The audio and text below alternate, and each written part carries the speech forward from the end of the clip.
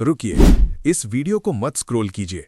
आज मैं आपको एक ऐसी बात बताने वाला हूं जो अगर आपने समझ ली तो आपकी जिंदगी में आज के बाद एक भी कदम बिना भगवान के संकेत के नहीं उठेगा। कल रात एक आदमी को आधी रात में स्वप्न आया। सपना नहीं, दिव्य आदेश।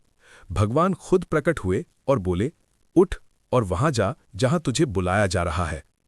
और सुनो, उसने जब आदेश माना, उसकी किस्मत ऐसे बदली जैसे किसी ने ऊपर से उसकी फाइल खोलकर उसके नाम के आगे लिख दिया हो, अब इसका वक्त शुरू। अगर तुम भी ये जानना चाहते हो कि वो स्वप्न क्या था, क्या संकेत मिला और किस तरह रातों रात सब बदल गया, तो इस वीडियो को अंत तक जरूर सुनना, क्योंकि आज जो बात तुम जानोगे वो जिंदगी में हमेशा काम आएगी। आधी रात का स्वप्न जिसने उसकी पूरी दुनिया हिला दी। आधी रात थी, पूरा घर सोया हुआ था, पर हवा में कुछ अजीब सी खामोशी थी, जैसे वक्त ठहर गया हो, जैसे रात किसी रहस्य को अपने भीतर छुपा कर बैठी हो। कमरे में घुप अंधेरा था, सिर्फ खिड़की से आती हल्की चांदनी दीवार पर कांपती सी पड़ रही थी। वो गहरी नींद में था, बिल्कुल शांत, बिल्कुल स्थिर।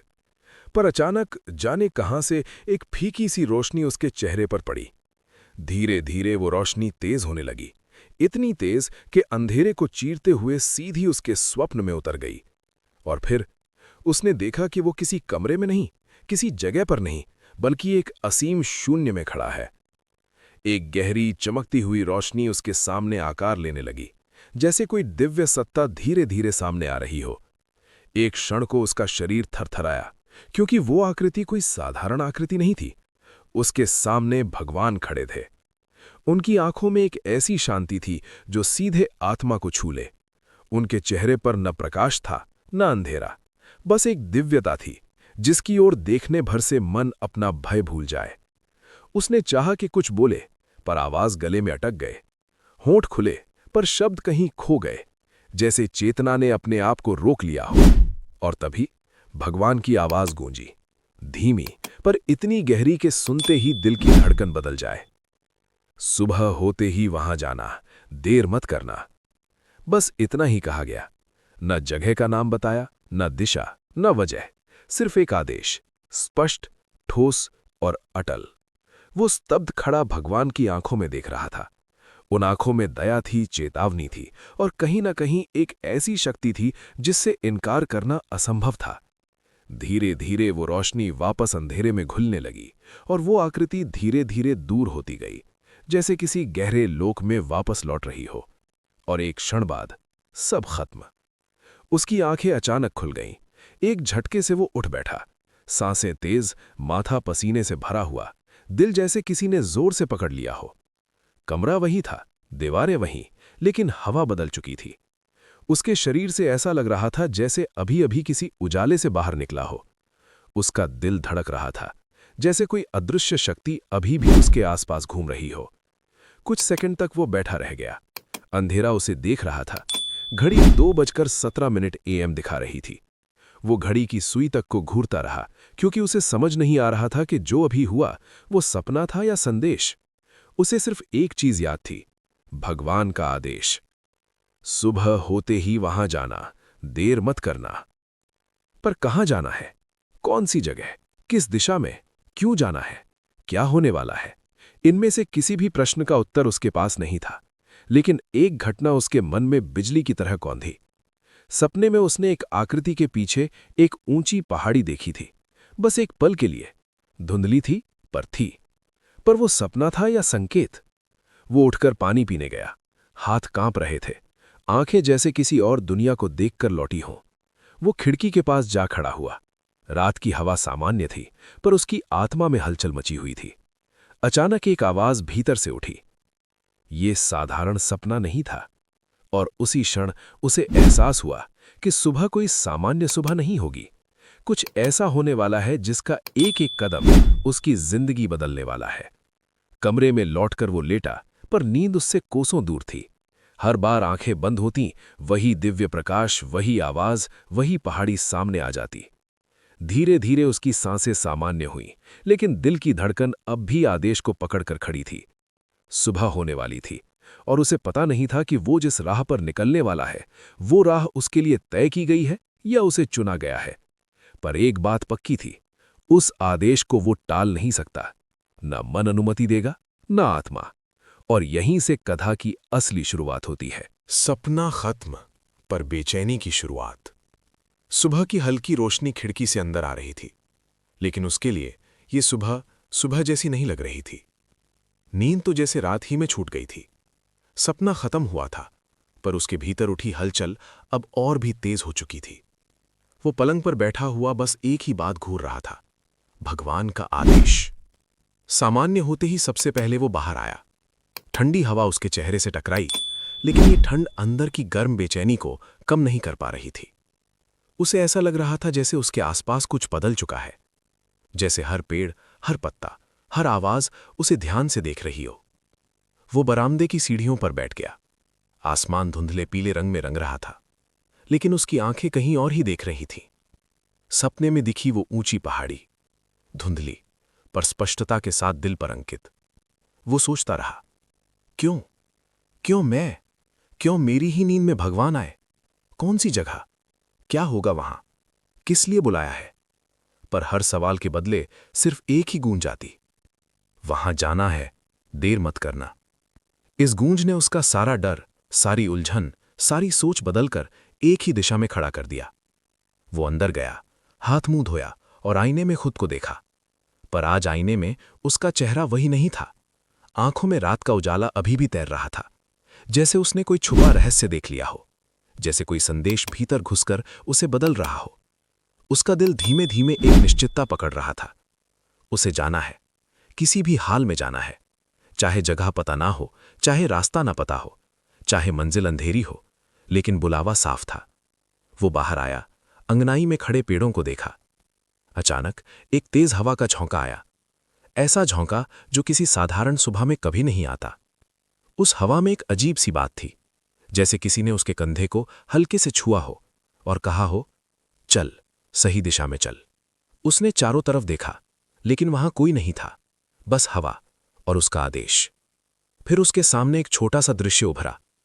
एक बूढ़ा साधु, जो अक्सर गांव के बाहर वाले रास्ते पर बैठा रहता था। पर आज वो साधु न जाने क्यों उसके मन में आया।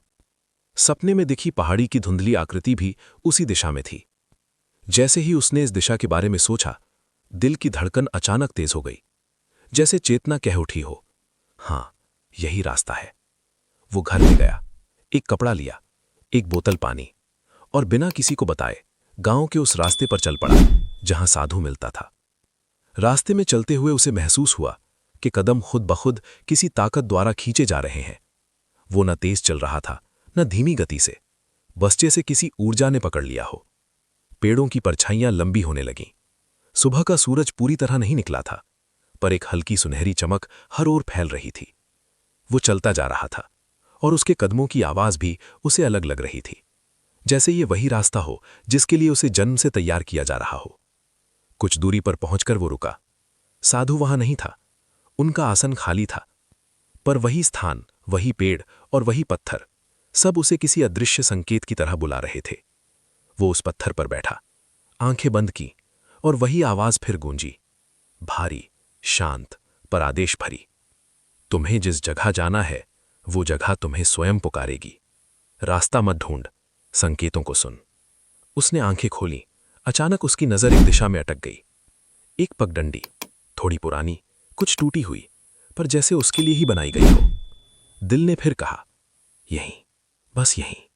वो उठा, कदम आगे बढ़ाया और उस पगडंडी पर चला, पहली बार महसूस करते हुए कि कहानियां किताबों में नहीं, कभी कभी सपनों से शुरू होती हैं और चेतना उन्हें पूरा करवाती है। ये उसकी यात्रा की शुरुआत थी, एक ऐसी यात्रा जिसका पहला कदम सपने में उठा था और दूसरा कदम अब जमीन पर। बाकी कदम उसे खुद नहीं पता थे, पर बुलावा मजबूत था, और जब बुलावा मजबूत हो तो रास्ते खुद खुलते जाते हैं। यहीं से कथा और गहराई में उतरने वाली थी। संकेतों का रास्ता और पहाड़ी की पहली झलक। वो पगडंडी पर चल रहा था, धीरे धीरे, संभल कर, लेकिन उसके कदमों में अब कोई डर नहीं था। एक अजीब सा विश्वास था, जैसे कोई अदृश्य शक्ति हर कदम के साथ उसके कंधे पर हाथ रखकर कह रही हो, आगे बढ़, तू सही जगह पर जा रहा है। पेड़ों की शाखाएं ऊपर से ऐसी झुकी हुई थीं जैसे वो किसी पवित्र स्थान की ओर बढ़ रहा हो, और प्रकृति स्वयं उसके स्वागत में झुक रही हो। धूप धीरे धीरे पेड़ों के बीच से उतर रही थी, लेकिन उस रोशनी में कुछ गड़बड़ नहीं, कुछ अलग था। वो रोशनी सामान्य धूप जैसी नहीं थी। उसमें हल्की सी सुनहरी नरमाहट थी, जो चलते चलते उसके शरीर को शांत कर रही थी। रास्ता संकरा था, कभी मिट्टी, कभी पत्थर, कभी गिरे पत्तों से भरा हुआ, पर उसके अंदर एक गहरा खिंचाव था, जैसे उसके कदम नहीं, रास्ता खुद उसे बुला रहा हो। कुछ दूरी चलने के बाद उसने देखा कि हवा रुक गई है। पेड़ स्थिर खड़े हैं, पत्ते हिल भी नहीं रहे, जैसे पूरा जंगल उसकी यात्रा को देखते हुए थम गया हो। वो रुका, चारों तरफ देखा। शांति इतनी गहरी थी कि उसके अपने दिल की धड़कन भी स्पष्ट सुनाई दे रही थी।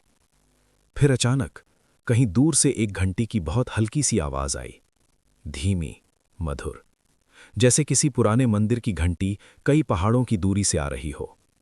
उसका दिल तेजी से धड़क उठा। वो आवाज सपने में सुनी आवाज जैसी थी, बिल्कुल वही कंपन, वही गूंज। उसे समझ नहीं आया ये घंटी असल में बज रही है या उसकी चेतना उसे दिशा दे रही है। पर आवाज आई, और उसी रास्ते में आई जिस दिशा में पगडंडी जा रही थी। वो बिना रुके आगे बढ़ गया। कुछ कदमों पर पहुंचा ही था कि रास्ता अचानक ऊंचा होने लगा। जमीन में हल्की चढ़ाई आ गई, और हवा में अचानक हल्की ठंड और गहरी शांति उतर आई। वो पसीना पूंछते हुए ऊपर चढ़ने लगा, लेकिन भीतर एक ऊर्जा उठ रही थी, एक ऐसी ऊर्जा जो उसने पहले कभी महसूस नहीं की थी। बढ़ते बढ़ते एक जगह पहुंचकर वो बिल्कुल रुक गया। उसके सामने थी वो पहाड़ी, बिल्कुल वही पहाड़ी जो उसे सपने में दिखी थी, धुंधली सी लेकिन अजीब सी रोशनी से घिरी हुई। सपना अब कल्पना नहीं रहा, सपना वास्तविकता बन चुका था। उसने हाथ उठाकर आंखों के ऊपर रखा, धूप से बचाने के लिए, और पहाड़ी को ध्यान से देखा।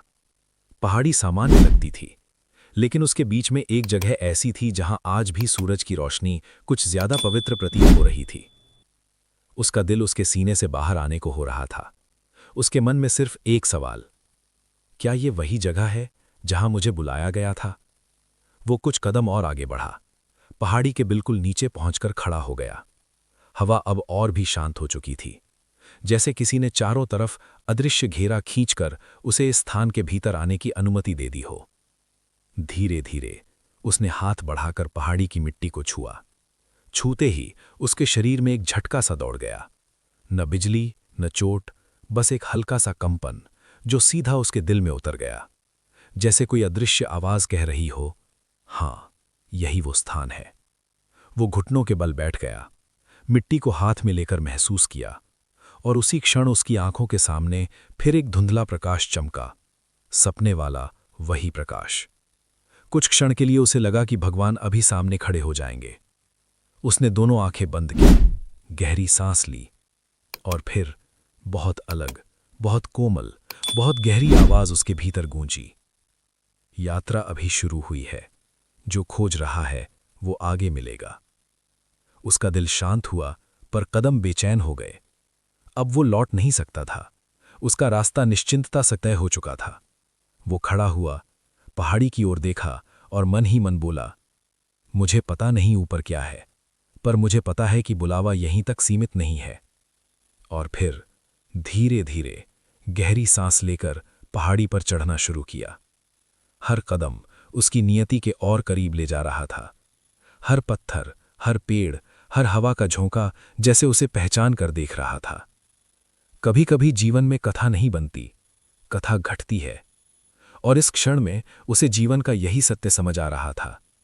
ये यात्रा अब साधारण नहीं रही, अब ये सिर्फ उसका निर्णय नहीं था, अब ये उसके लिए तय की गई दिशा थी, और वो उस दिशा में पहला बड़ा कदम रख चुका था।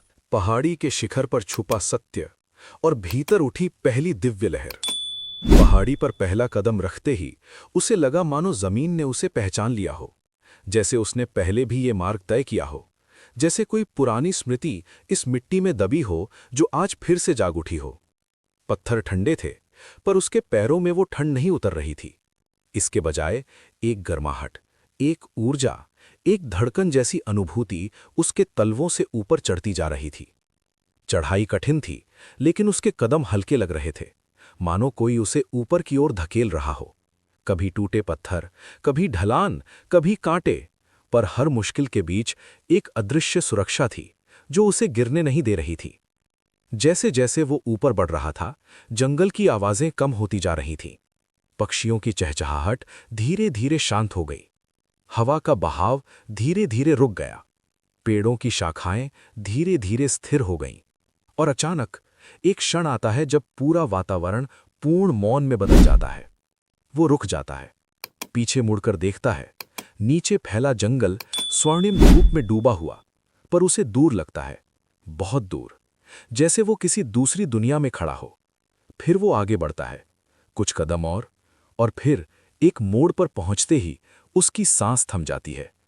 उसके सामने है एक पुराना चबूतरा, पत्थरों से बना हुआ, टूटा फूटा, जैसे सदियों के बोझ से झुका हुआ। पर उसके बीचों बीच एक हल्का सा प्रकाश घूम रहा था, न ज्यादा तेज न ज्यादा मंद, बस इतना कि देखने वाले के दिल को पकड़ ले। ये वही दृश्य था जो उसने सपने में देखा था। उसने कदम आगे बढ़ाया। जैसे ही वो चबूतरे के करीब गया, हवा धीरे से चली, पर वो साधारण हवा नहीं थी। उस हवा में हल्की सी खुशबू थी, जैसे जलते हुए धूप की, जैसे प्राचीन मंदिर की, जैसे किसी आध्यात्मिक अस्तित्व की उपस्थिति। वो चबूतरे के सामने खड़ा होता है। दिल तेजी से धड़क रहा है, हथेलियां पसीने से भीगी हैं, और आंखें स्थिर, जैसे कोई अदृश्य शक्ति उन्हें खोलकर खड़ा कर रही हो। वो हाथ बढ़ाकर चबूतरे पर रखी मिट्टी को छूता है। छूते ही शरीर में एक तेज कंपन उठता है। कंधों से लेकर पैरों तक हर नस जैसे जाग गई हो। दिल में एक भारी लहर, दिमाग में एक रोशनी सी चमक, आंखों में एक क्षण के लिए सफेद ज्योति। वो पीछे हट जाता है, सांसें तेज, चेहरा गर्म, दिल में अजीब सी खलबली। लेकिन साथ ही उसने एक चीज महसूस की, वो यहां अकेला नहीं है। वो आंखें बंद करता है। इस बार उसके कानों में कोई आवाज नहीं, बल्कि एक अनुभूति आती है, एक उपस्थिति, एक गहरा अनदेखा स्पर्श जो उसकी आत्मा पर रखा गया हो। और फिर जैसे भीतर से कोई आवाज उठती है, बहुत बहुत गहरी, पर उसी की चेतना से आती हुई। यही स्थान बुलावे का केंद्र है, यहीं से संदेश खुलना शुरू होगा। उसकी आंखें नम हो जाती हैं। वो समझ नहीं पाता क्या वो सुन रहा है, या मन बोल रहा है, या चेतना जाग रही है। लेकिन वो समझ जाता है, ये चबूतरा साधारण पत्थर नहीं, ये एक द्वार है, एक पुराने रहस्य का द्वार, एक संदेश का द्वार, एक ऊर्जा का द्वार। वो चबूतरे के सामने बैठ जाता है, बिना सोचे, बिना अभ्यास, बिना चिंता, जैसे कोई शक्ति उसे बैठा रही हो एक निश्चित स्थान पर। बैठते ही उसकी सांसें स्थिर होने लगती हैं, आंखें धीरे धीरे बंद होने लगती हैं, मन शांत और शरीर हल्का। और अगले ही क्षण उसके भीतर एक लहर उठती है, एक लहर जो दिमाग नहीं समझ सकता, पर आत्मा पहचान लेती है। उसके सामने सपने वाला दृश्य दोबारा उभरता है, रोशनी, दिव्य आकृति, और वही स्थान जहां वो पब बैठा है। वो धीरे से फुसफुसाता है, भगवान, क्या यही वो स्थान है जहां आपने मुझे बुलाया? हवा बिल्कुल शांत है, लेकिन वो महसूस करता है जैसे कोई अदृश्य हाथ उसके सिर पर रखा गया हो। एक स्पर्श, बहुत हल्का, बहुत शांत, पर इतना शक्तिशाली कि उसकी आत्मा तक कांप उठे। और इसी क्षण उसे पता चलता है, जो होना था अब वो शुरू हो चुका है। यात्रा अब उसके बाहर नहीं, उसके भीतर उतर रही है। पहाड़ी पर आया वो व्यक्ति अब लौटने वाला नहीं। अब उसके पास सिर्फ एक रास्ता है, सत्य की ओर, दिव्य रहस्य की ओर, उस बुलावे की ओर जिसने सपने से शुरू होकर अब पूरी चेतना को जगा दिया है। और यहीं चौथा भाग समाप्त होता है। यहां से कहानी नहीं, प्रकाश की अनुभूति शुरू होने वाली है। आधी रात का वो स्वप्न जिसने एक साधारण आदमी की किस्मत एकदम पलट दी थी, उसका असर अब उसके जीवन के हर हिस्से में दिखाई देने लगा था। जिस स्थान पर वो भगवान के आदेश से गया था, वो सिर्फ धरती पर एक जगह नहीं थी, वो उसकी आत्मा का द्वार था। वहां से लौटने के बाद वो आदमी जैसे पहले वाला रहा ही नहीं था। अब उसके भीतर एक शांति, एक निर्भयता और एक स्पष्टता जाग गई थी जो पहले कभी नहीं थी। और इसी शांति की वजह से उसने वो करना शुरू किया जिससे उसका जीवन दोहरे नहीं 100 गुना बदलने लगा। पहला परिवर्तन, मन की गंदगी गायब होने लगी। जिस रात भगवान स्वप्न में प्रकट हुए थे, उसी रात से उसके भीतर की आवाजें बदलने लगी। जो बातें कभी उसे डराती थीं, नहीं होगा, तू नहीं कर पाएगा, तेरे लिए रास्ते बंद हैं, वो सारी आवाजें खुद ब खुद चुप हो गईं। उनकी जगह एक ही आवाज रह गई, मैं तेरे साथ हूं। और जब मन में ये आवाज बस जाती है, आदमी को रोकने वाला कोई पैदा ही नहीं हुआ। दूसरा परिवर्तन, रोज के काम में अद्भुत सहजता।